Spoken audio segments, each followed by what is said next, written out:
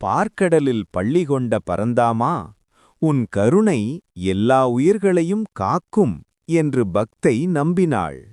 ஒரு சாதாரண பெண், ஆனால் அவளின் நம்பிக்கை திருமால் மீது அதிகம். 24 மணி நேரமும் திருமாலின் நாமம்தான் உயிர் மூச்சு. தன் கணவருக்கு வேலைக்குப் போக வேண்டிய கட்டாயம் ஏற்பட்டது. ஆதலால் அவன் புறப்பட்டு சென்றான்.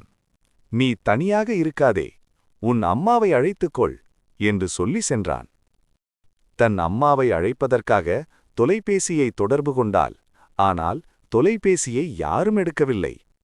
அந்த இரவு மழை மட்டுமில்லை, அவளின் பயமும் அதிகமானது.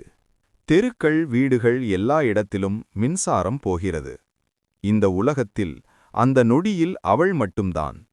தாயாகும் வலி உடலை மட்டுமல்ல, மனத்தையும் கிழித்தது. திருமாலா, நீதான் என் துணை என்று அவள் அழுதாள்.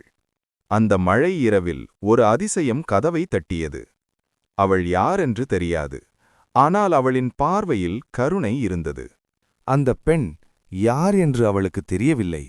ஆனால் அவளின் கைகளில் ஒரு தெய்வீக நிம்மதி இருந்தது. பிரசவ வலி முடிந்தது. குழந்தை பிறந்தது.